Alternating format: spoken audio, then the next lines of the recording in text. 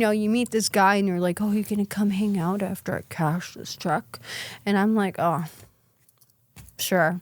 I go cash it, give them the money, and they're like, are you coming back to my house? Oh, I can't tonight. My daughter has this going on. I have to go right now. Like, there was always an excuse. And a lot of guys wanted to get me over that. Like, I remember one guy went to his house and had my friend come in and pretend to be like my brother. And as soon as I walked in to hang out with this guy, like he comes in and he's like, Bri, we gotta go. It's an emergency. And I'm like, oh no, my stomach, like just, and the guy's like, I just gave you $500 to borrow. I was like, can I just have it? Like, I'll come back tomorrow. And he's like, okay.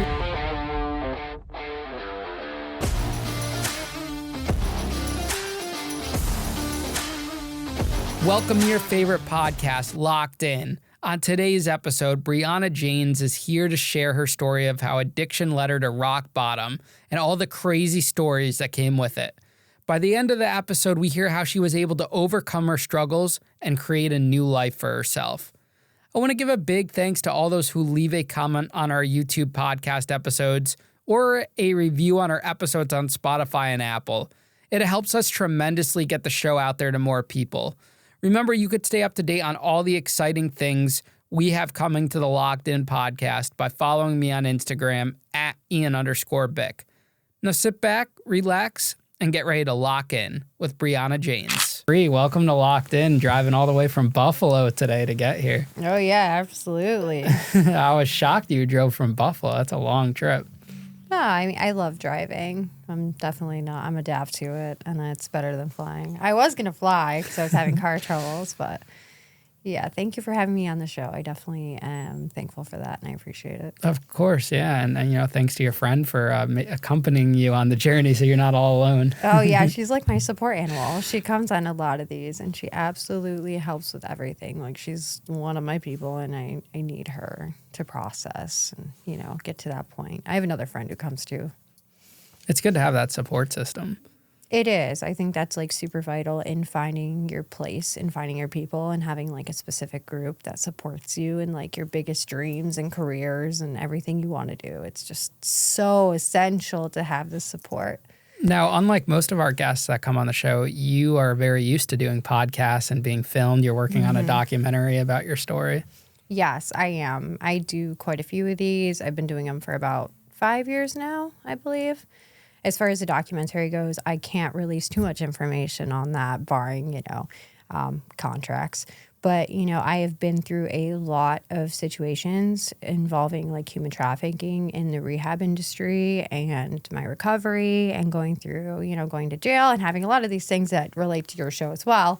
So, yeah, I am very used to doing these. I get nervous still, and I still get all weird and like blushy and, I'm not always great at it, but I do love doing them. What made you want to come on this show today?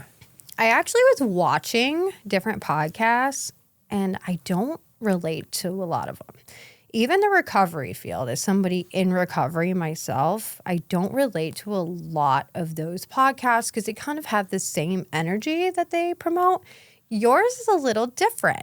It's a little bit out of the box. It's a different vibe. I just kind of like that I adapt to this a little better because it's not just me talking about how great I am and all the stuff I've done. It's like this other side of like, okay, we went through these type of experiences and there's like this grungy aspect to it.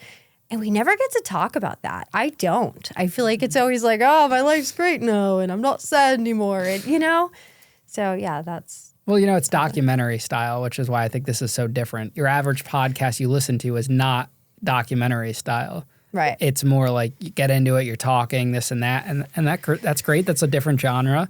I'm very about, I love a person's story. I love a good story. And that has a beginning, a middle, and end. And everyone has that. Every human being in the world has a beginning, a middle, and not an end in the sense of death, which eventually everyone dies, but an end in the sense of, how they overcame that situation.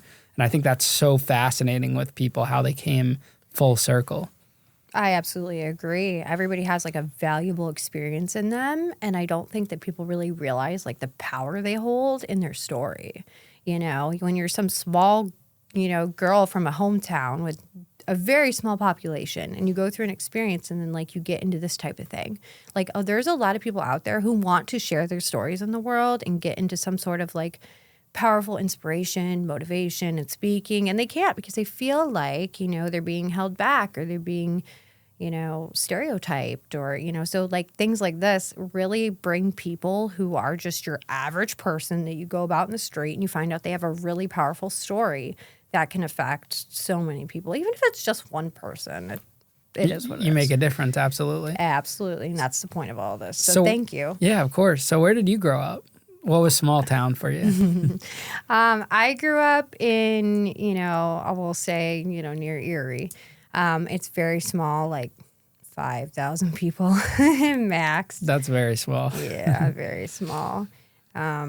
Everybody, classic, like I didn't grow up with a lot of money. I didn't have a lot of anything, actually, alcoholic father, mom, very stable, didn't do anything.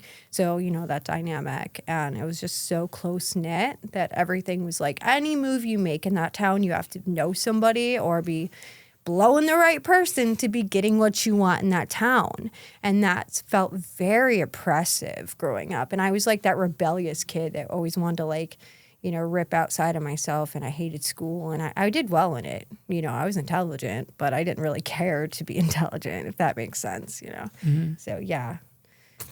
And everyone's kind of like in their own business. Like I grew up in a kind of a bigger town. Danbury is a bigger town, like 100,000 people, but the community, it was like this gated like community, and everyone knew everyone's business. Of course. Is that kind of like what it was for you? Yeah, just on a much more like closer scale. Maybe. I mean, you go to Buffalo too, and I've lived out there. I've lived in a couple other places, and it's still the same thing. You know what I just found out about? Garbage plates. That's a thing in like Buffalo and Rochester. What are they? You've never heard of that? No. Oh, I thought like all people for like Buffalo and that area, like I guess you go into a restaurant and you order a garbage plate. You never heard of this? To just like dump all your food on the plate and go? I guess it's like certain specials, or you got to look into this. Why do they call it a garbage plate? I'm asking you. I That's don't know. gross. Yeah, I just heard. No. I've had people that are out in that area that they I guess it's a thing, but maybe it's not because you don't know about it. No, I don't. Listen, I'm sheltered. I don't know. Maybe I'm just sheltered because I think I have heard of it, but Okay. I mean, I'm from a smaller area, far from there. Not that far, but you know what I mean. In proximity, it's still like an hour drive to get out there. So Did you graduate high school? I did. I graduated a year early. A year early. Oh, so you were on top of things.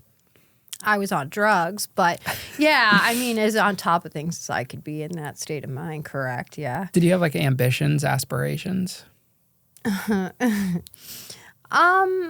On one side of things, yes. Like I liked writing. I was into, social media. I did like that. I liked filming myself a lot. I really wanted to be a public speaker. That was a big thing. And I remember like a counselor telling me I should do that at one point. And I felt like I was kind of drowning in the fact that I was using so much and so like addicted to dating guys and them not being great for me and just like into that scene and partying. So I did have a lot of ambitions, but I wasn't sure where they were going to go. Like I remember thinking I had lived everything I wanted to live in my life at 17. I'm like, Mom, if I die, it's okay. Like I've done everything. She's like, no, you have not. Please do never say that to me again. And I'm like, oh, okay. Where did you think you got that personality from? Your dad or your mother? Or were they not even like you? You might have felt like you were adopted. I'm like this weird mix. Like my dad is very charismatic and outgoing, and he was a good-looking guy, very intelligent and computer smart, but also was very like kind of careless and did what he wanted and partied till he was like 60. You know what I mean? He was that kind of guy. My mom's like the straight edge, super loving, empath to 100% type of person that you just don't expect on this planet. And that's kind of the best way to put her, because I've met only that girl sitting out there in comparison to my mom's type of selflessness. So, I can see the traits in myself from both of them, but I don't really think I'm like either of them. I think there's parts, but I am my own breed. What about you? Oh, you want to question me? I do. All right, what do you want to know?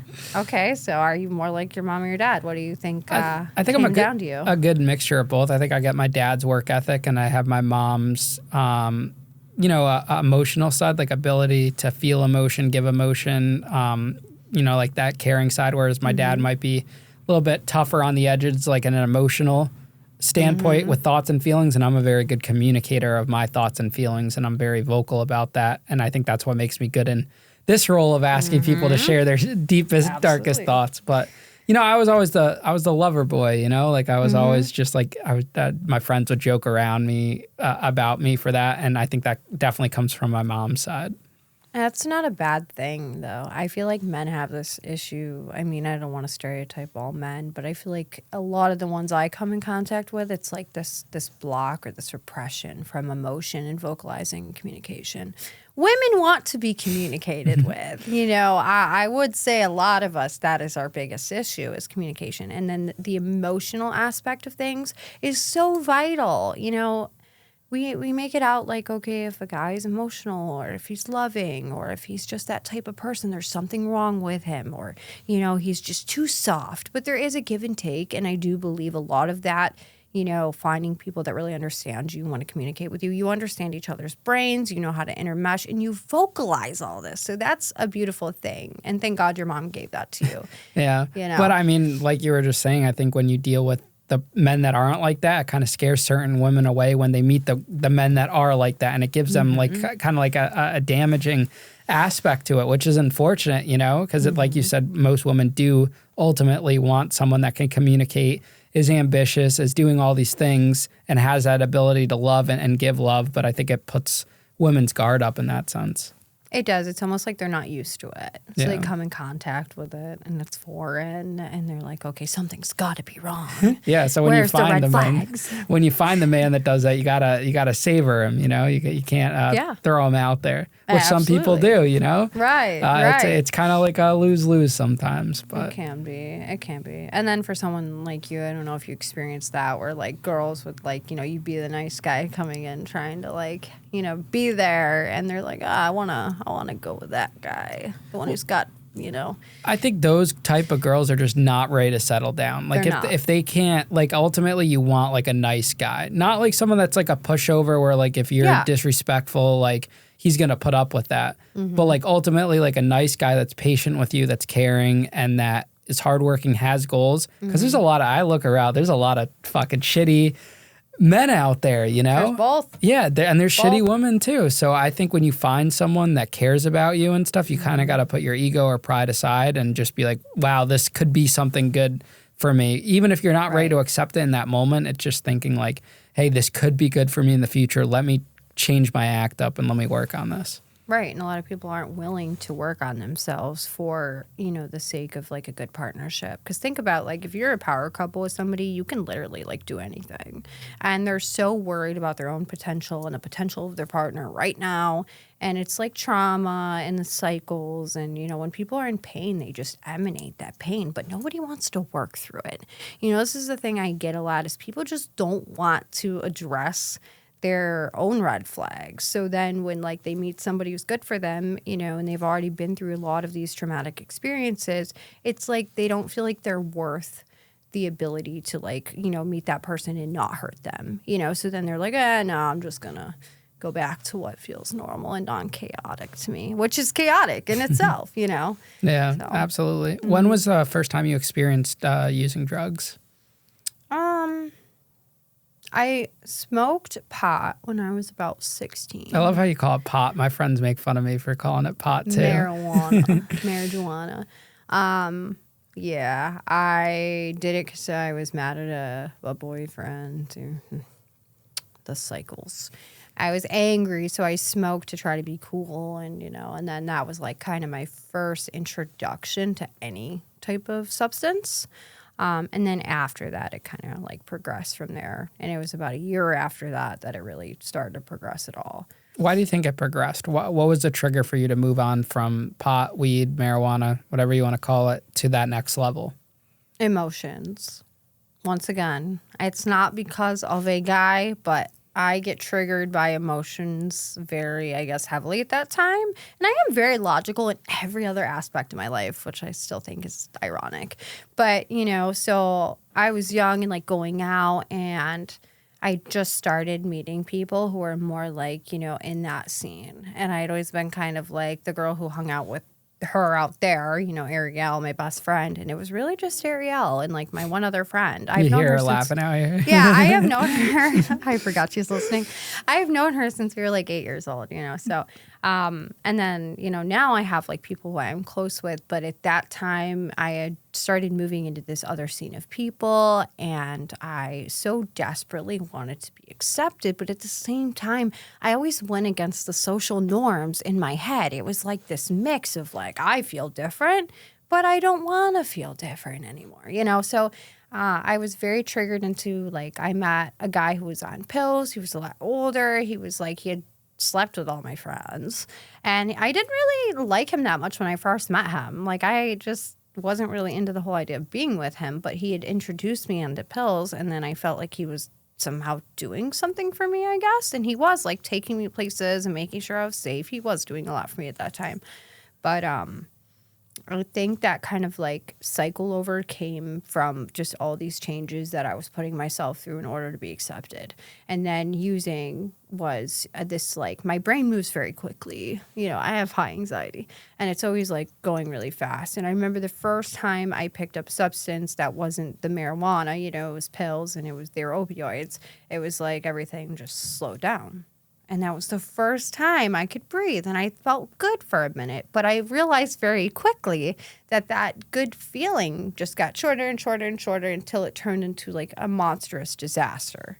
Mm-hmm. Now, there's two aspects to this. I think the biggest one is the environment aspect, because you could have what you were feeling going on, but something else could have been accessible. Like maybe food could have been your outlier, or you could have put that energy into the gym or a different man or whatever, But because the drugs were accessible, those emotions, which are very common and happen to anyone, you kind of like latched onto those because of their accessibility in the environment. Yes, I think it was like the perfect storm. And it could have been anything else, I do believe there is a genetic aspect. A lot of my family does have substance abuse issues. So I don't think it was some big surprise that it happened. But based off the personality I had and the way my life had been going prior to that, you really wouldn't have seen me as the one who got hooked on heroin. Like, I was the kid that talked down on people that were using and wanted to be with somebody who I idealized as, well off and not using anything and just had their life together. But this is where we kind of look after our parents. And my father was the opposite of what I actually wanted in a partner. I didn't hate him. I just wanted somebody not like him. But I ended up with people that actually, emulated a lot of those traits. So see how I fell into his same cycle, and then I understood him more. But yeah. Why do you think people do that? They find partners that resemble a parent. I think there's two sides. Like, I think either you don't always know you're meeting somebody who's going to be like your parent. I think there's, when you grow up in a childhood and environment that feels very normal, to you. Doesn't mean it's normal in perspective of majority. But you go out in the world and you meet somebody who gives you this kind of like a peaceful feeling because they feel like what you're used to. And you might say to yourself, oh, this person's, I feel the red flags coming on, but they may look like they're doing well and they're good for you. And you're feeding off that chaotic energy that you want so much that you think feels peaceful. So you get into it, and then down the road you find out like they're just not your person, and they actually may be a lot like that parent that you promised yourself. You didn't want someone who was like their characteristics, and that's from unhealed wounds. I really do think that those are childhood wounds that we haven't addressed, or maybe may never address, and then you got the other side that they're like, I'm never going to be, like my parent, like my mom. I was like, I'm never going to be so loving that I destroy my whole life. I used to say that all the time. I don't want to be so selfless that I don't give to myself and I let myself go downhill, and let other people take advantage of me. I love her, and thank God she did give me the love she did. But that was like one of those things I thought about a lot. And I ended up kind of doing the same thing in a lot of aspects. And now I'm a nurse who takes care of people. And, you know. Oh, you're a it's nurse ironic. now? Yeah, I'm a nurse. You know, it's a reoccurring theme that, especially among the females that have battled addiction and overcome it, they go into the nursing field. Yeah. I mean, I was on drug court and went into it. They didn't want me to, you know, because you're like, I was in early recovery. And I do think it was a very good thing to do. I see people going to counseling a lot, like in our area, I think. I know a couple now. Now, as time's gone on, I've met a lot of nurses in recovery. When I first did it, I didn't know anybody. And now I'm meeting more people that are like, you know, have gone through it. So I think it is like we're moving away from just straight substance abuse and addiction fields and moving into like nursing and other careers and realizing like we can expand our potential as people in recovery, you know? Do you ever look back and like get sad sometimes looking at like memories from the childhood and be like, wow, I was just like this sweet, innocent person before this all went bad? Because I do that with my situation and I look at old pictures and I'm like, wow, like it went all so wrong than what it was supposed to go. But it was still a blessing nonetheless. But do you look at that as your childhood?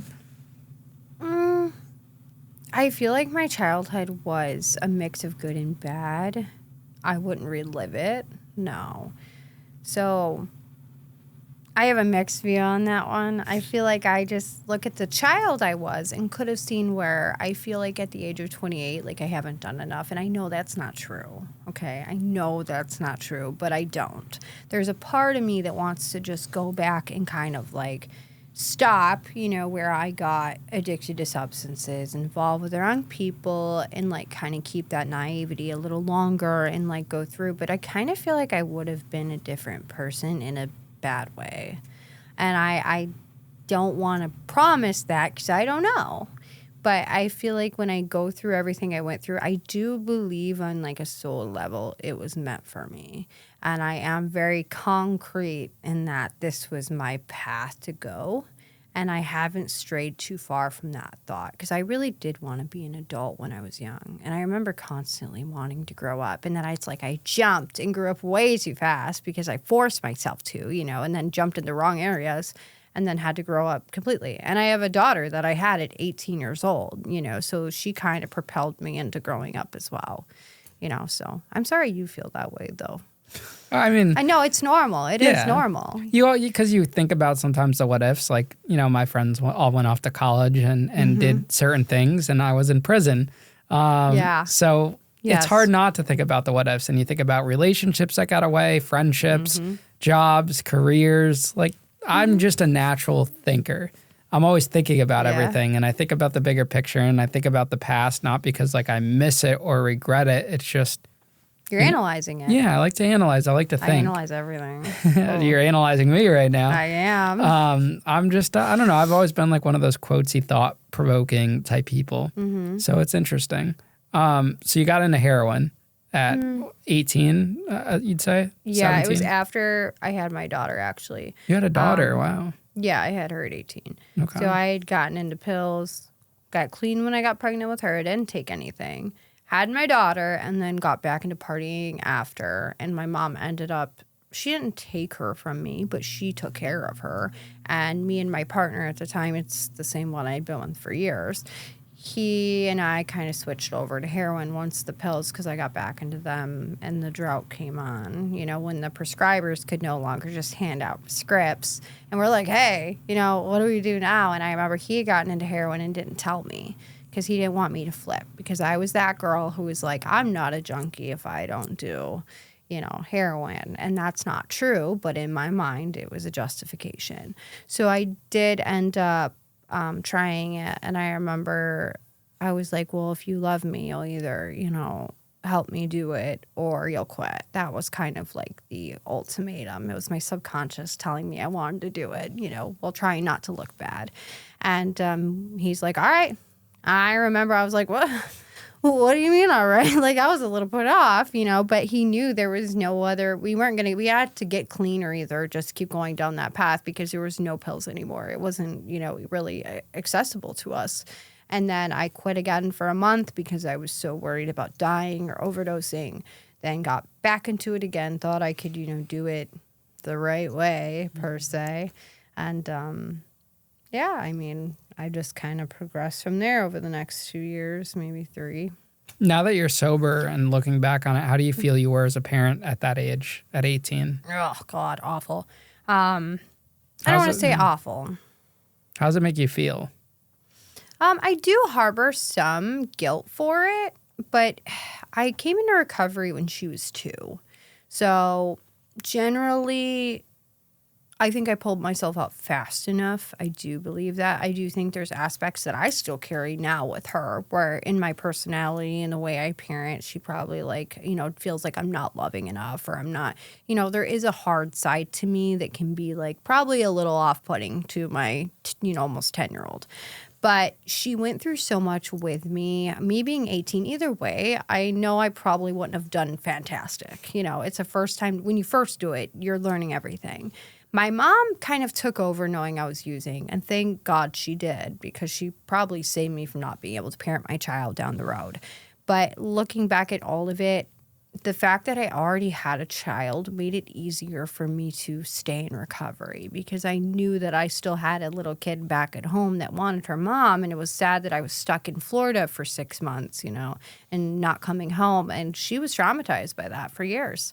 I remember her waiting every time I would walk out the door for work, because I went from a nursing assistant to an LPN. And as she watched me go through rehab and drug court and everything else, I couldn't be home a lot. And I was taking on a lot of responsibilities, and I could see the fear in her eyes every time I would walk out the door. And I have a 2-year-old now. He's almost 2. He's not 2 yet. But he's just the sweetest little boy. And, she was raised with me, and I get to raise him. And she taught me all those things that we now both kind of put into her little brother and my son, as odd as that sounds. So it's a collaborative effect, and it's beautiful. So, I got the best I could get out of it, I believe. That's awesome. Very wholesome. Good. And you know what they say, that your children teach the parent. I've been seeing that a lot, a reoccurring thing, that children have the ability to teach their parents things that the parents never knew could have ever been taught to them. But you only get that lesson through having a child and finding that love for a child. Yeah, I absolutely agree. She's taught me all sorts of things about myself. Don't worry, but... How do you feel that one day both children are going to come to understand who their mother was in her younger years by watching things like this, by seeing the content you create and seeing those vulnerable moments that really no normal family gets to see about their kids, because it's an entirely different world. Like when I have kids one day, they're going to see all these interviews. Their grandkid, it exists forever. It doesn't go Dad away. Was a badass, man. But it's just it's so interesting to think about, because there was always this stigma where people don't want to talk about prison because they don't want their family members to find out, or this and that. And now there's these whole things where the people are talking and they're open, and who gives a fuck what anyone thinks about them? They shouldn't. But their kids are someone that's important, and they're going to form an opinion about who their parent was. So what does that mean to you? I mean, so she already sees my content. She's 10. She has a phone. In the beginning, it was a lot of explaining in child terms, and that wasn't quite easy. And she's very ahead of the curve intellectually. She's very philosophical. What is life? What is death? My sister passed away of an overdose. So she went through that a couple years ago, and that was kind of this mind-bending experience for her. So when she watches this stuff, at one point I was like, what does she think about this when someone's talking to her about it, or, her dad's family saying something about it, and I'm on another trip? I think she thought it was just me going on these vacations. And I went through a gap where when I had my son, I didn't really go anywhere. And I brought her to a protest in Washington, and it was honoring people who have passed away from fentanyl. And watching this ambition spark in her, she was one of the few 9-year-olds that had ever been to a Washington D.C. walk, and she had to make it there. She's like, no, I'm here for this. I'm here for this walk. We're going. I don't care how cold it is. And it's me and my friend and her son, and we're all just sitting there okay, Lily, I guess we're going to, go in the cyclone. It was freezing. And just watching her see like what this is. And that's just a small piece, but it's not, mom's not just out, every 3 months dipping out for 3 days to go, hang out in a hotel. There is some aspect to this, and she is now proud of me in that aspect. Whereas before she didn't understand, she didn't get it. She still doesn't really get it. But I hope that when she hits that age where she's like 18, she can be like, yeah, my mom was a heroin addict. She did go to jail. She did steal, 50 grand. Whatever you want to talk about, it doesn't matter because she's a good mom and she's there and she's the reason why I'm not going to mess up. And if I do, I'll know exactly where to go when I need help. So you stole 50 grand? I did. Can I have my cut? It's gone now. Then Victoria's Secret pants been long gone too with it, you know? So this $50,000 robbery or whatever it is that you did, was this before or after you had your child? After. After. So you got clean 2 years after having your child? Yes. So those 2 years have to be the craziest 2 years of your life. They were. Because I see some of I was looking at some of like the articles and like what you've posted and whatnot, and that's the meat of it. 2 years. That's crazy. So you get out of high school. You don't go to college. I did go to college when I got out of high school. I went because my family pressured me into it. They were like, "Well, you skipped." I thought this was why you left school, which it wasn't, but. So I did go to college for about 3 or 4 months as a communication major to be a public speaker. And then I ended up getting pregnant with my daughter. I dropped out immediately, worked at a little deli, had my daughter. And then when I got back into that scene and I realized I was getting bad that first year, and I started to think about recovery already. I was like, I can't live like this. Like, I knew in my gut the entire time. I always felt like I had a purpose, and then it was gone. Like, that was the first time I lost myself, at least a little bit. And I was like, oh, girl, we ain't playing this game. Like, we gotta get back on board here. So I'm an all or nothing person. I can be the good kid or the bad kid. And as we got worse into substance abuse and, got really addicted to heroin, I started looking into treatment centers and recovery situations. And I called a hotline and I ended up in Florida. So this is probably around year 1, the 1 year mark, maybe 2, somewhere in this time period. So I go to Florida. I was about 20. And I ended up being cycled through, which is like the human trafficking in rehabs, which if you don't know about that, it's kind of where they, you call a hotline for Buffalo. You end up, this guy's like, hey, I'm going to send you to Florida. It's like a vacation. Best time getting clean in your life. And we'll make sure you're home safe and everything's great. And this is for people who have private insurance, not, Medicaid or Fidelis. So you go and you go to this rehab and it might look beautiful. And then suddenly you're being told that like, hey, do you want to come to this facility or this facility? Like all these people were like, I was like, wow, I feel popular. Like, I'm this CNA in Florida. And they're like, oh, you want to, you're so cool. You want to come to my place? And I didn't understand. I didn't know what was going on. I was like 20 years old. I had no clue what these people meant by your insurance is going to run out at 26. You want to come to my halfway? I'll give you a cut of the money. All you got to do is like go use a couple substances and then come in and I'll give you, $1,000 for 21 days. And this is a whole thing that I didn't even know goes on. So me and him end up getting involved with like a lot of like scamming type situations. We were involved with a friend who was really heavy into like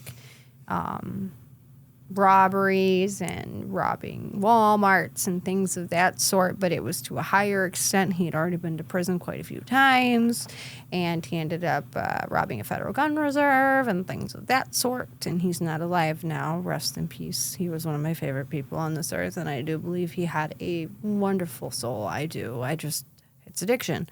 So, me and my partner end up kind of like getting scared. We're like, oh my God, we're going to go to jail. Like, it's going to be bad. And I had written a couple checks out of my grandma's bank account, and it was like, it equaled to about like $10,000 at this point. And that was quite a lot. And I tried paying it back. Like, I was going through the drive-thru at the bank and depositing my paychecks, trying to like put the money back in that I kept taking out for fronts for heroin. And I was also middlemaning it. So I was like in this give and take cycle of like, you know, hit my licks and do this and like put the money back in and make sure my friends were my drug dealers. So like they'd be like, yeah, Bri, you can't keep giving us grandma's checks, you know. And it was just this cycle I couldn't handle. So we go to Florida together the second time. And I had already relapsed after I got home. And we ended up, we're like, why not make money down there? And like, they can pay us. And at first the idea was to get clean because I didn't really have the full intention of knowing what was going on. After we went down there, I'm like, oh, I heard about this. Like, I remember them telling me about this last time I was out here. It's happening again. And so we end up going to this one nice place, and he ends up leaving with like 15 people. And I'm mad because I wanted to get clean and I was doing really well. So this turns into like 20 more facilities. And I ended up leaving that one. I ended up being drugged. I was sexually assaulted, left in a motel. I saw someone get shot. It was awful. Like the worst 6 months of my life. Don't regret it, but you'll find out more about that down the road. But, you know, it was really bad. And I come from, you know, if you're from New York, you know, at least maybe people out here, they're really nice. Like, people have good manners and they're going to help you if you're stuck on the side of the road. And then you go to Florida and people just don't give a fuck at all. You know, they're nuts. So I was not prepared for that. And then at the end of all of it, I finally get home and I fly all the way back to New York. And, that's because somebody found my ID at a Western Union, actually. And we get there, and I'm like, okay, well, you know, I survived this, so I'm just going to go all out again. And I end up writing like 50 grand in bad checks again. So I wrote like 91 checks in 2 months and got caught for about 20,000 of them. Knew I was going to have a million felonies. Knew my life was going to be over. I was like, fuck it. You know what? If I can't stop on my own, I'm going to stop myself. That was my logic. And my sister and my partner are both letting me spend this money on them too. Like he probably got like 20 grand out of it. My sister got 10. And she's 2 years younger than me. She's now using too. So they're like, Bri, you know, we need money. And I thought I could monitor my sister's drug addiction this way. Like, I was like, all right, I'll give her $20 worth of, you know, she was doing heroin as well. So I'm like, I'll give her $20 worth, tell her it's 100 and she ain't gonna die. Like, that was my logic. And then they're both using me, bugging me, screaming at me, telling me to go make them money. And I was doing it. And then they're like, oh, if you go down, we'll go down with you. Nope. Who are you writing bad checks to? Drug dealers? No, all over the place. I would go to like Walmart and buy a bunch of stuff with a bad check, these were my grandma's like old HSBC account. And this is also a different time period where like now if you go in to pay with a check, most places don't accept checks, but if they do, they are able to instantly tell if there's money in your bank account or not. Well, they could. Some of these places, like you have credit at that time. If you had like a good credit with Walmart, they could tell if you've ever wrote bad checks in the past. So like my dad was actually like famous for like bouncing checks, which is funny because I didn't even think about that till after this all happened. But we would go to Walmart and like her credit was good for them, like for checks, and they would all go through for a little bit. And it takes like 6 to 7 days for the check to clear if it's an outside institution, which I knew all the ins and outs of this, each bank, how long it took.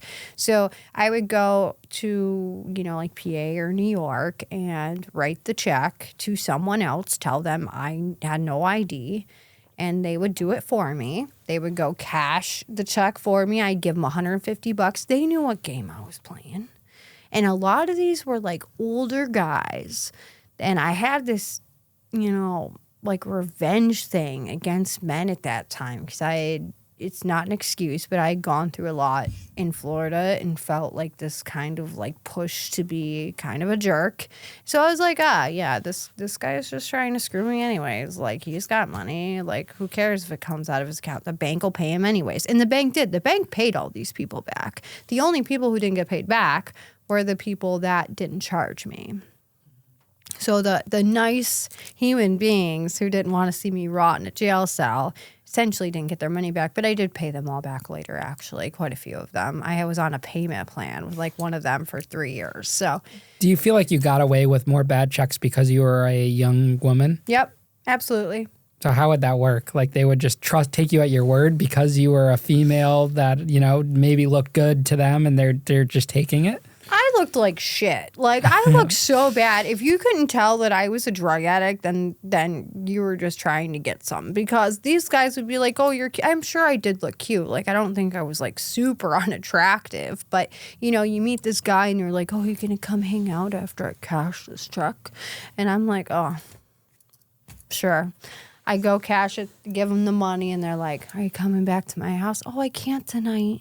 My daughter has this going on. I have to go right now. Like, there was always an excuse. And a lot of guys wanted to kill me over that. Like, I remember one guy went to his house and had my friend come in and pretend to be like my brother.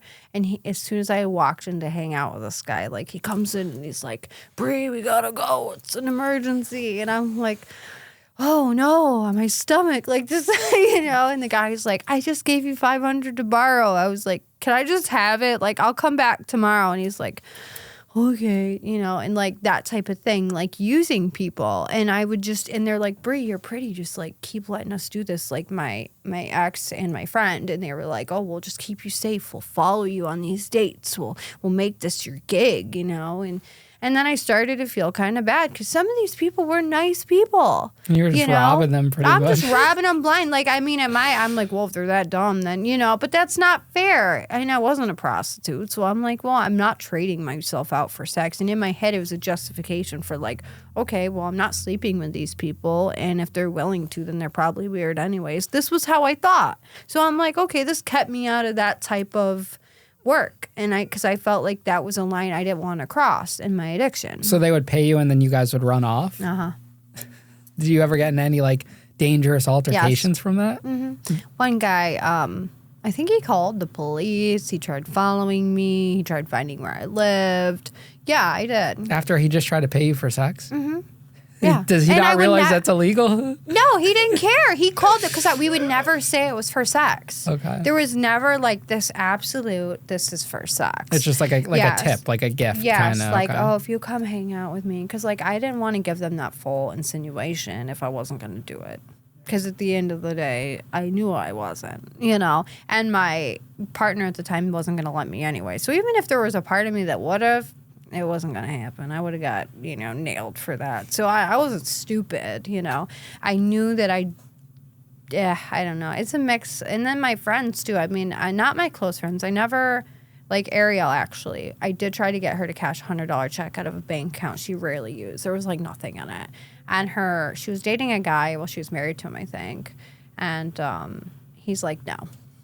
And he gets in my face, right? He's like, no, you're not doing that. And I'm like, coming from you? And he's like, no, Bri. And he literally told her, and she goes, I don't care. She must need it really bad. She has to need it really bad if she's willing to do that to me. So I don't care. Just let her do it. And I'm like, that's funny. Yeah, I know. I mean, it's sad. But, so I created a lot of wreckage in that time period. I got caught with Suboxones in the car and pulled over. I had no license. I got a charge for driving without a license, going over like 60 or 70, which it was like 30. And then I got a paraphernalia charge. I got a charge for a stolen lawnmower. Why do you have a stolen lawnmower? Oh, I love this story. So, this is funny. It's not funny. So the guy I'd been with at the time had stole a lawnmower from someone in the area, and he brought it to my house so proud that like we had a way to get drugs. And I'm like, okay, well, where'd you get this? And he's like, don't worry about it. Like, we're going to sell it. It's pretty nice, So we're like riding around. I was sitting with my daughter on it, actually, like riding around my mom's house outside. And he's like, he didn't want me to go use without him. So essentially he needed to bring something to the table at this point.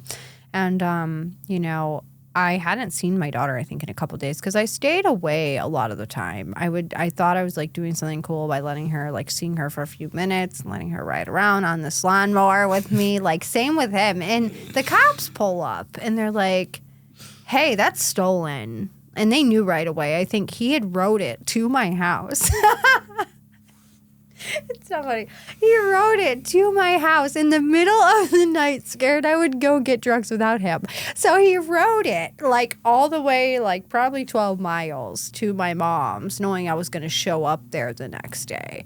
And he, you know, the cops come and they're like, we saw him on it last night. Like, I passed him and saw him on the lawnmower and didn't stop. So, like, we know he stole it. And I'm saying it's me that stole it. I'm blaming myself. I'm like, no, it was me. Wow. And they're like, no, it's not you. We know where it came from. Guess who lives by there, you know? So it was just this consistent, like, you know, thing where, and I had sold it. Like, I had put it online, and I think I had already sold it by the time, maybe the cops came after it. I think it was after I sold it, the cops came. So it was like in that 3-day time period. So the cops came, they're like, oh, we saw an ad for it. And I think I had just gotten rid of it at that point because I don't think they pulled up when I was on it. I just remember I have a core memory of being on it. And yeah, they're like, well, we know the person who you sold it to and they want to press charges. So I did get a grand larceny for that, even though they pushed and pushed for me to, like, you know, admit that I didn't steal it and just take the blame for selling it. But no, there was that. And then I get off topic. Then there was, I had a Suboxone charge because I didn't have a script, and I had a whole bunch in the car after we went to the Blue Heron Festival, and that's like a big, you know, festival. So you're all out of your mind. And then there was heroin in the car, and the cops let my partner take the charge for that, and they let me take the charge for the medication. So there was like a divvy up between the two. And I wasn't taking the Suboxone. Like, I should have been, but I wasn't. I had them to basically as a backup plan and then ended up selling them. So I got lucky quite a few times. Like, I remember we got pulled over with heroin right in the back seat, and the cop knew what it was, and he just let us go. You guys just had a casualty on the back seat? Yeah, because it fell, like, out of my purse or something. Okay. We never really got pulled over. I mean, I thought I was, like, invincible at one point. Like, I remember thinking I was never going to get in trouble. Like, it's almost like I was going so hard to just, like, force myself to stop. And at the end of all this, the only reason I laid in bed and I prayed, it was, like, 3 days before I got arrested, exactly. And I'm laying on my bed, and I'm like, all right, God, whatever you are, you know, this is a foxhole prayer. I'm going to start that there. But I need to get better, and I can't. I don't know how. And the cops had already been to my house saying I need to pay people back for those checks because they warned me. They're like, you're going to go to jail. You have a couple of days to figure this out. Like, no. Because they knew us. They knew our family. So I'm like, all right, well, you know, what do I do? Like, you know, and I remember praying, like, I need you to intervene. I need the universe to intervene. I need God to intervene. I just need an intervention, and I don't need it to be me. It needs to just happen so I have no way out. I need out of this relationship. I need out of this situation, this environment. I just need to be able to be a mom, go back to school, and live my life. Literally, like 3 days later, I remember I'm driving on the thruway going to the jail to pick up my partner who's in jail, and I get pulled over, and that's when I got that slew of charges. My sister was in the car with paraphernalia. They let her go. They let her take the car. She was high as a kite. I didn't have a license anymore, and they took me to jail. And I remember my partner at the time just like going, oh, she's getting me out. She's getting me out. And they're like, no, buddy, she's being booked. And we're just like, oh, my God. And all the money I had for him, I had given to my sister, which she then went and blew. So neither of us were getting out on bail. And she ended up being arrested, too. What a mess. So you guys are all sitting in that jail together? All of us together. Me and my sister, like, we were next to each other in jail. We had our own they moved her up to my floor, and we, you know, just hung out every day. Were you guys in, like, jumpsuits together? Uh-huh. What color was the jumpsuit for that town? They were so ugly. They were gray and white, like or black and a gray colory. So it was like a whitish gray. And they were striped. And they were so big, and they were so gross. And, like, I remember I was skinny when I came in. I was, like, 96 pounds, and I walked out, like, 150. So, like, Wait, walked out of the jail 150? Yeah. How long were you in the jail for? Like 4 months. Oh, you stood in the jail for 4 months? Mm-hmm. Yeah. What was that experience like? It was not, it was, okay, so, like, I wouldn't want to go back now. Like, no way. But it was a very humbling experience. Like, the first thing I said, this is messed up. So I go in, and on the way down, I'm like, I always wanted to experience jail. I did, because I wanted. Every girl in America. Yeah, like I did. And then I remember getting down there, and I'm like, all right, I'm good. This has been enough. I knew I was going to withdraw and I knew it was going to be bad, but I was so thankful that it was over. Like, I was just like, all right, God, you got me. Like, you got me. Thank you. So you withdrew in prison? Yeah, I did. And got clean in prison? Yes, I did. It was about 5 days and it was awful. And that's all it took you to, wow. And I had a 3 gram a day habit. Wow. What were some of the after effects for you of that withdrawal? So, like, I had track marks all up my arms. I remember those were, like, itchy and probably infected. I remember looking at that every day. And the first couple days, like, I looked awful, for one. I was dehydrated. My legs, I don't know if you've ever gone through, like, an opiate withdrawal, but your legs and your bones spasm. It's like your legs first, then it's like your bones feel like there's spiders crawling out of them. And if you're an anxious person, I've met people that can sleep. That was not me at all. So I didn't sleep for like 4 days, and I love my sleep. So it's a problem. Like, you have twitching, you have pain, you're like feeling like you're pissing yourself constantly, even though you're not. Like, it feels like that. You know, I don't have like normal bowel movements, but like if I did, I would have probably shit myself. Like, your stomach hurts. You're laying on the ground, hot and cold, hot and cold, hot and cold. So it was bad. Like, you know, you're not going to die, but you don't know that. You're like, I might die. Like, I don't believe them when they say I won't die. Like, you don't, because it feels so awful. So yeah, it was not very long, but Me every time I have a stomach ache. Yes, right? Me too. I'm like, is it cancer? I do. I ask myself that a lot. So did you have a cellmate when you were going through that withdrawal? No. You were by yourself? We have our own cells with that a TV. sucks. That's probably the worst. No, I thought it was great. Oh, okay. Well, I guess when I got booked into jail, or the county jail, the holding center, I had a cellmate that was detoxing, and that was miserable being next to him because he was like jumping all around. He was like, I gave him all my food because I wasn't hungry because I was shell shocked. I had just got booked, and then it was not a fun experience for someone that was sober and had never been addicted to drugs to be with someone like that. Addicted to drugs for like 48 hours, just watching him go through that. It was pretty bad. Did you like feel like did you put yourself in a different position to him watching him go through that? Or are you like, oh, thank God I'm not a I was too substance abuser? I was too stuck in my own mind because I was like sick from, I was 21, booked into prison with not sentenced yet, so you don't know an out date. That's the scariest time when you're in limbo. Yeah, I went through that the whole time. Almost, yeah, being in limbo with no, like, when am I getting out of here? That's the worst. The not knowing aspect of it. Yeah, because once you have a date, then you're like, date. Okay. Then you're like, all right, I can chill. Did any women give you a hard time in there because you were like on the younger side? No, I had so many charges racked up that they looked at you as a badass. Yes, and it was so funny because I'm not. And I went to court every day. Literally. And I remember like when I got into General Pop, I made friends with like everyone. Like it was like high school. What was your first experience in General Pop like? I feel like everyone always has a story of their first time. Okay. So I met a woman named Christy. She's not here anymore. She was older, in her 40s. We had been booked together. She looked awful. Like, and I'm saying this because she was using, and it made her look like she was out of her mind at that point in time. And I felt like she, I could still talk and function normally, and she couldn't. So they paid me 1 cappuccino a day to take care of her because they knew I was a CNA. So one of the COs was like, hey, I know you like people. I know you take care of them. Please do me a salad. I'll give you a little cappuccino about this big, yay high, and take care of this woman for me. And if she gets too rough, let me know. So me and my cousin were also in there as well. So my other cousin was in there too. 2 of them actually.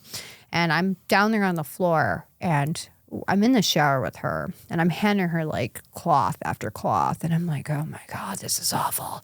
And she's like, little girl, get out of my fucking face. And she's just like yelling at me, and she's like, if you look at me naked one more time, I'm sending you to jail, you little bitch. I'm like, we are in jail, Christy. We are. So try again. Can we get this over with? Thank you. I've seen a million naked people. Can we keep it going?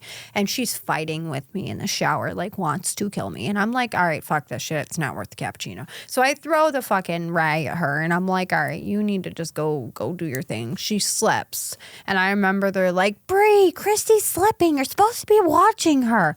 I'm like, she's 46 years old. Maybe she shouldn't do so many benzos. Like, I'm mad, you know? So I go back and I go try to help her up and I feel bad. I'm like, okay, all right. And I'm not in the right frame of mind myself. I'm still withdrawing, you know? So I pull her out and I'm like, I'm sorry. Let's get you up to your room. Or, you know, come on, Granny, let's go. And I'm like trying to help her because I'm so young in comparison to her. 2 days later, she comes out. She looks like she lost 20 years on her life. Like she looks about 35. And I'm saying when I reference age, which it might not sound, it's not really funny because she looked like she'd aged so much from using. Her hair was pretty, like she looked good. She looked healthier. She was just able to talk and function. And we became best friends. Literally best friends. We sat next to each other every day. And she took care of my sister and me. She had a sibling that was in prison. She had a 6-year-old, and her sibling had gone through getting well and like gone through recovery. And she was the one that kept using. And her story marked to a T the story of me and my sibling. And she took care of both of us. She kept saying how she saw me and her and how she wanted to make sure we were safe. So we never had to come back here. And she ended up passing away, and so did my sister. And it basically resembled just a younger form of the same path, if that makes sense. But yeah, do you feel like you have survivor's guilt in a way from your sister because you endured that addiction with her, the same type of addiction? Do you ever wonder like why not you? Yes. I don't carry a ton of guilt as a human being, but when I do, it is related to that. You know, for a while, I didn't think of it that way for a while because I thought, okay, well, she got into using herself. But also I was using too, and she watched me do it. Why do you think at the age of 16, or she was like 14 or 13, I think, when she started. She did everything I did, and she looked up to me, and I wasn't there to watch it. Like, I was just living my life, and she was watching me live my life and living in this, like, understep, you know, and after I started dating, she got really jealous and upset that she felt like she had lost me. So it was like after that, it was like she just started doing everything I was doing. And she thought like, okay, well, Bri's doing it, so it's safe. I mothered her in this one sense, but I never listened to her and didn't help her in another. So it was like she felt disregarded, and she continued to kind of go down that path. So when we were both ended up in jail together, I remember thinking like, I brought you here. Like, holy shit.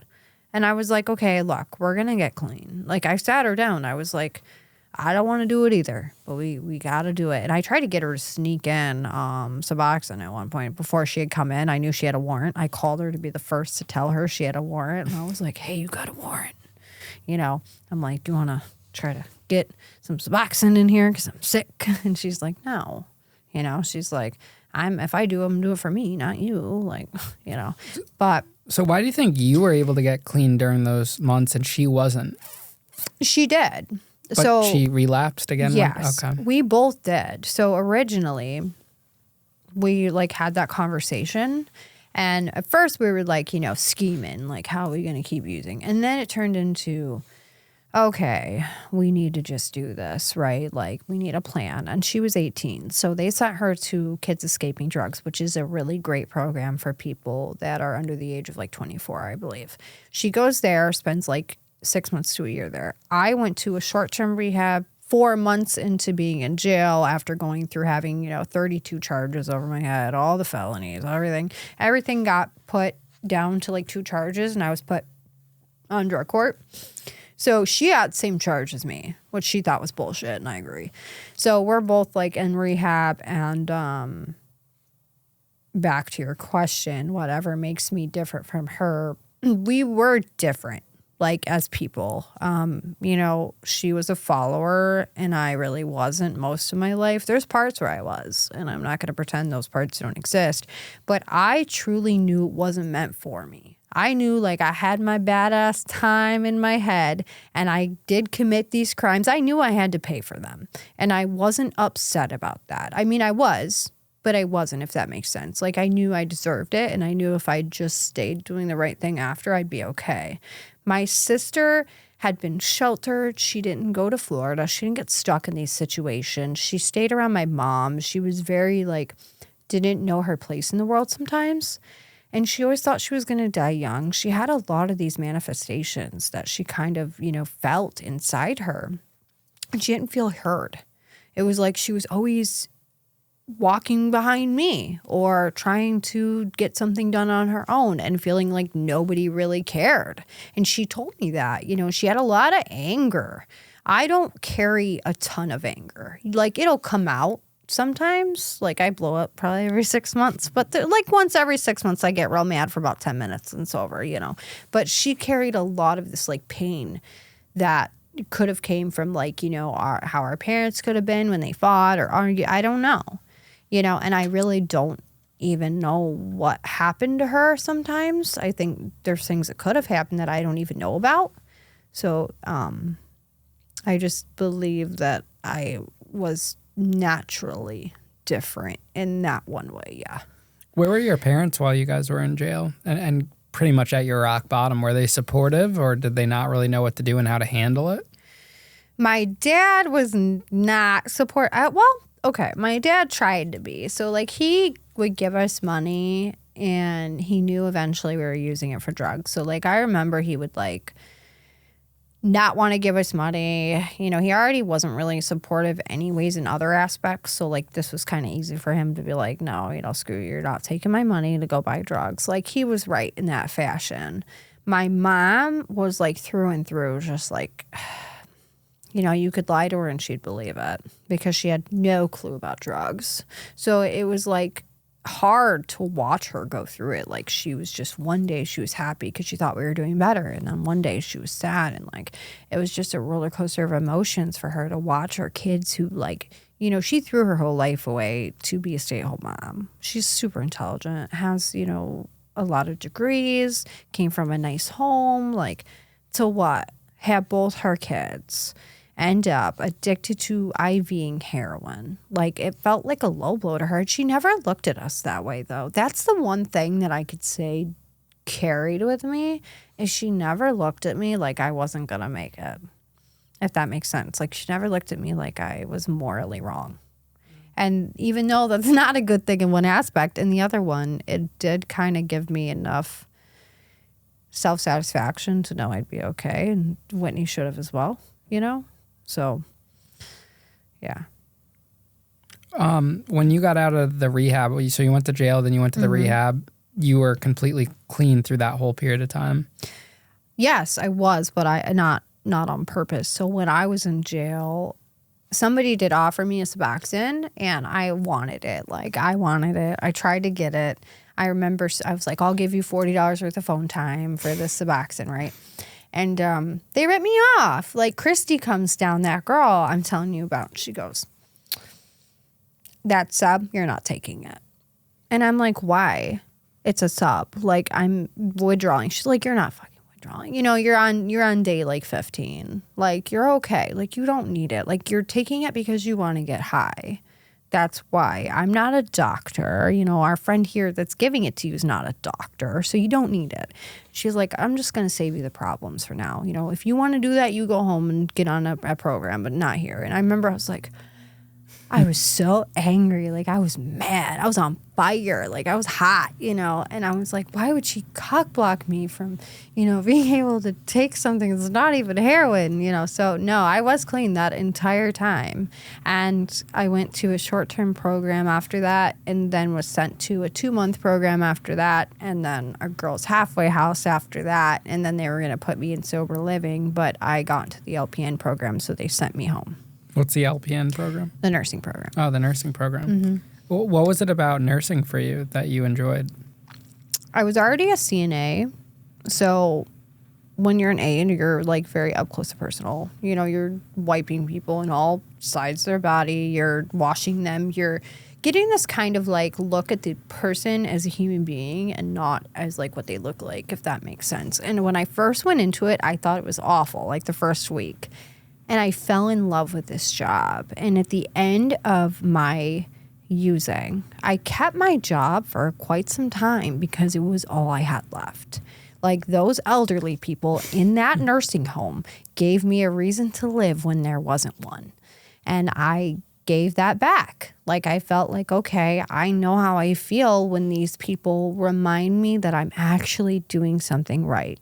And even if it's just the little old lady, you know, rolling out to remind me that like I'm the only one she feels like loves her, it's that type of feeling that you don't always get anywhere else. And I needed that so much to fulfill my own self-love. So at one point, I think now I'm in it for different reasons and I still love them and care about them. But I've hit a point to where like I'm now expanding to where I might want to go into like a field that I actually work in, you know, like in something to do with like recovery. I don't really trust rehab, so that's a hard one, but or aesthetics or something like that. But these people need us, and it just gave me a purpose with them that I didn't have. So I went into nursing, and I had always wanted to be a nurse. When I was in Florida being trafficked throughout all those rehabs, I would sit there and study all like the prefixes for nursing because I was so sure I was going to end up a nurse. Like I was like, oh, I will. Like, you'll see. It's cool. Like, and I would just do that instead of working on my recovery. So like I did know a lot that I had already kind of like got myself into. And when I lost my CNA license because I was in jail, I was very angry. I felt like I really lost something. That was they the got first it revoked. thing. Yeah, right. Wow. Mm-hmm. Was it hard to get back, or you just had to have the charges dropped? The CNA, no, that one wasn't hard to get back. It was the LPN license that was hard. I had to prove that those 32 charges were combined. I had to prove, because it's all on your record for like a year, and I had a withheld adjudication. So my cap was like 2 to 5 or something like that. And when I graduated drug court, it doesn't immediately update. So I had to wait and take my boards and then go through this whole panel system where you're kind of filtered through the educational or the nursing board program. So like these people basically look over your application, you know, what your type of charge was. The thing going for me is that I had gotten into recovery before becoming a nurse, whereas 80% of nurses are substance abusers. So this is like not the following effect. So they knew that I was kind of already at a point of being monitored. I was in an outpatient program. I already could prove that like I never stole from a patient while while using at all. And I managed to keep a job while on heroin for a year and still be, denoted as somebody who they thought characteristically was supposed to be there. So I had that whole place that I worked for basically writing letters to the board to get them to accept me. And they were very sweet letters and they thought I deserved it. And I'm sure I've lost my place in that now, coming this far out. Like, I have my days where I'm lazy and I don't want to be at work. But, these people really believed in me. And, I didn't really think people thought well of me. And then when I have all these people, like, rooting for me to, like, get one step ahead, farther out, it was just important. So yeah, having a support system is extremely important in everything, and all of life's challenges, addiction, loss of a family member, failures, just having that support system's big. Yeah, I absolutely agree with you. Well, one thing I just wanted to put out here before we keep going. So when I was in jail, I did do a study. What do you mean a study? A study on everyone in the jail. Okay. So I sat them down one by one and did an interview with everyone. And I asked them, like, what was your home life like? Did you use substances? How old were you when you started? Like a lot of these questions. And I took statistics on these people in the jail and what brought them to jail. Because I really wanted to know, When you go to jail, you might have that stereotype of like these people are bad people or they're dangerous. Or a lot of these people were wonderful people that I still know to this day. And most of them are dead. That I wasn't there with. I'd say 1 or 2 are still alive that I was close with, and that's out of like 10. But I really wanted to know the backstories on how somebody so sweet, sober here, could be out there doing that. So the statistics were just, it's like 90% of these people were using substances. It was like 87, something like that. And I had all these people's stories. I had a stack of paper, like a big box, like this big, and I brought it to rehab with me. And then I lost it. Like they put it in my belongings, and I was going to publish this. It's like some crappy, research project I did in jail. And they gave me permission. Like every person was on board with it. And then I started writing the guys and the guys side so they could then write me and give me their answers as well. It was interesting. This is incredible. I've never heard of anyone doing that before. It was cool. But how would you get the letters to the guy's side? Oh, so like the CEO was like, we'll let you look at a person's picture. So you would just basically be like, hey, what guys are over there right now? And you'd find their name and just write a letter to their name. Oh, that's a fun way for them to probably pass the time along with the women too. I remember in the detention center, if you were on a certain floor in New York, the women were like below it or above it or something, and you could talk through the toilet. Through the toilet? Yeah, you would talk through the toilet to them and communicate, and they were having like phone sex, but over the toilet. But over the toilet. Can you imagine? Did they ever like look your picture up and be like, oh, he's cute? Like, did you ever I don't know have? if they had that because there was two entirely different floors with the guards and whatnot. I don't think that you would have had to bring the book down, go to a different unit. The guards couldn't leave the unit either. Oh. They would be locked in the unit until the next shift came. Right. Yeah. Well, so they didn't have a computer for you to like go on, or Not for did us. they not let you use it? We couldn't go on the computer now. I mean, we weren't supposed to either, but yeah, okay. Well, because people would look up your photo, like there, it's so small that like if you walk in, one guy would get a hold of what you looked like, and the whole like jail would be writing you. It was awful. It was actually really weird, And then you go up, like we had to walk through the guy side of the jail when you go to meet for like drug court and things like that, and then you'd end up with like 10 letters just walk because you walked through that area, So I mean, we did some weird stuff, it was interesting. Yeah, it's always fun, like recalling and recollecting about the fun little things we've done to pass time in jail. I mean, do you feel like your experience was like, does it feel like a blur now? I think you need your own podcast. I'm making a new one. I did have one. So what was the question? I just got lazy. A blur. Was it a blur when when you were in jail, like or prison? Did you feel like it was a blur that time period? Like now, looking at it. Looking back, yeah, I think everyone, like you get out of a 5-year relationship or anything, and that's a period of time you look back on it. It's like, wow, that was a blur. But when you're living at it, you're like, wow, this is those first few months felt like forever being in there. And now when I think about everything, like at the time, you think a 3-year prison sentence is a lot because it's like, wow, 3 years. And then looking back on it, it was such a small period of time. And I feel like guys that even do like. You'll meet guys in the federal prison system that they're on their second 10-year bid. Yeah, like how? Yeah, and their second 20. I've met so many guys that are like, yeah, this is my second 20 piece. And they say that like it's nothing, and you're like, are you nuts? Yeah, so it's all about perspective. Time's different for everyone, and and it's not just your perspective, it's your family member's perspective. Like those 20 years could fly by for you, but for your parents or your family, you could lose people, it could be a whole different experience. Yeah, I agree, especially like when people pass away outside and there's someone inside. And they're like, they weren't there. They didn't get to witness it or go through it. Like, there is a lot of pain involved in that. So, absolutely. I commend you for doing something with it because not everybody does. They don't, So that's a big thing. It is. Thank you, host Bri. You're welcome. The new host of Locked In. I'm the new host of Locked In. So you've been clean for 6 years now. 7 years. Congratulations. Thank you. What have been the biggest life lessons you've learned among your journey? Oh God, there's so many. Out of it, I think I've learned that a lot of everything in life is based off of history, patterns, behaviors, and we kind of get all of our traits and aspects and the way we do things in life from our childhood. I think this is huge, and I think a lot of people in society don't want to accept that they need to maybe possibly go out against the grain in different, facets of life to maybe heal those things. I think it's hard for our collective as a whole to do that at times.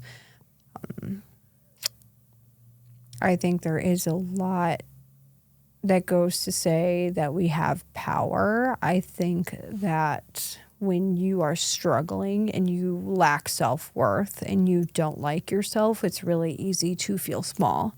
When in reality, like, the fact that we're alive is like what, one in like a trillion something to be alive right now. Like, the chances of us being alive are so slim that is just miraculous in itself, even if it's random. It's still crazy. The fact that we're having this conversation is crazy, right? Nothing is just like coincidental. So when you go through life and you accept that nothing is coincidental and you're in charge and you're powerful and you have like the ability to kind of carve your way through life, as long as you're willing to do that with it, it becomes easy and it flows. And even the bad things, the things that hurt us, the things that, make us question our reality. When people tell us who we are and we know we're not that person, but now we're questioning it. When that happens, we have to understand that, like, we're also all different. Like, your opinion is different from mine, and how I see you versus me versus that person. And we can't live for other people. We're living for what we can provide for those around us, so, and ourselves. So I do believe there is like a higher path to all of this. And I have gotten a lot of the things I wanted despite thinking I couldn't get here, if that makes sense, right? I think that everybody's recovery is very different. We all have different ways we go about it. Like, some people are on maintenance medication. That is a huge subject in the recovery community. And if you are, there is a big stigma on it. Also, people are abstinent from everything. There are people who've taken nothing at all since they've come into recovery, and that's great too. You should pick what works for you, and what works for you isn't going to necessarily fit the mold of what works for someone else. So it's never going to hurt you to open doors to, counselors, therapists, healing, any type of healing you want to do. If you like outside therapeutic versions of healing, go for it. Anything that you really think is going to benefit you isn't going to hurt you. So it's not, I don't want to say anything. God, someone will run with that. But, everything's a grain of salt. Even if you're an A or NA, like, everything needs to be taken with a grain of salt, because we can take anything and turn it into something that can hurt us as people in recovery, that have been through substance abuse. And we're not victims. This is huge. I don't like when people use themselves as a victim to perpetuate the pain and suffering they put amongst themselves and others. We've all been through hard things, all of us, and it's how we perceive it, right? So when someone goes through something painful and traumatic, like, you've been through prison and you're here doing this, like, it's not a reason to keep hurting yourself, and you're not, right? So you're doing something with it. And I don't know who you are at home. I don't know how you treat people. I don't know what goes on inside your heart and your soul, right? But I do know that you're using at least this one piece to help other people and make them feel less judged and less stereotyped. And, it kind of gives that like human nature back to humanity, and not just us looking at one another like a label. And labels are fine. They can help us go in a direction if they're used correctly. But I don't know. I just hate when people use victimizing themselves as a reason to hurt other people. And it's so easy for anyone to slip into that, shitty mindset where they're just sitting in it, not moving. And we only have so long to live. I think we come back. Maybe we do, maybe we don't. But why are we going to keep dabbling that? And if you struggle with anxiety and depression or some sort of mental health, there's nothing wrong with utilizing, some form of counseling or therapy, even if you don't. I think people have this idea that like therapy's wrong or weird, or you have to have some big diagnosis to really go through it, when it's not. We have to make our own opinions for ourselves. And society can't do that for us. And in case anyone hasn't realized this, is like society's bonkers. Like, it makes no sense. So we can just decide that majority probably doesn't have always the right ideas at this point. So, go on, live your life. Be good, be free, and, What do you want people to see you as? I'm good at making sure people perceptualize me in the way that I want. I can definitely say that.